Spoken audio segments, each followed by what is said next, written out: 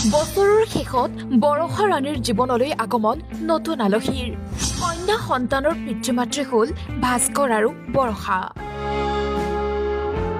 খবৰ লাভ কৰাৰ পিছতেই লাখ লাখ অনুৰাগীয়ে জনাইছে শুভকামনা। নৱবৰ্ষৰ প্ৰাকখনত বৰষা ৰাণীৰ জীৱনলৈ আহিল আটাইতকৈ ডাঙৰ সুখবৰ।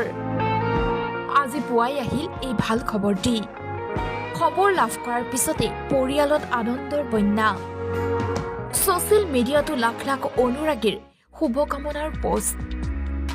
হয়, কন্যা সন্তানৰ মাতৃ হ'ল জনপ্ৰিয় অভিনেত্ৰী বৰষা ৰাণী বিষয়া।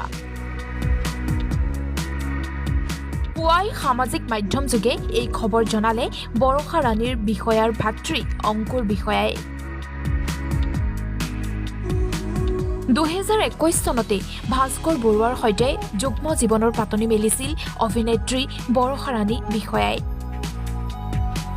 উল্লেখ্য যে অক্টোবৰ মাহৰ পৰাই সামাজিক মাধ্যমত কোনো পোষ্ট নাছিল অভিনেত্ৰী বৰষা ৰাণী বিষয়াৰ। সামাজিক মাধ্যমৰ পৰা কিছুদিন আঁতৰত থাকি সময় পাৰ কৰিছিল পৰিয়ালৰ লগত। আৰু অৱশেষত গুৱাহাটীৰ এখন ব্যক্তিগত চিকিৎসালয়ত ভৰ্তি কৰোৱা হৈছিল বৰষা ৰাণী বিষয়াক। আৰু পুৱাই ভাস্কৰ বৰষাৰ জীৱনলৈ আহিল নতুন আলহী।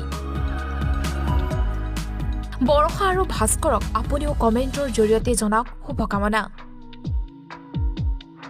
News desk report time 8।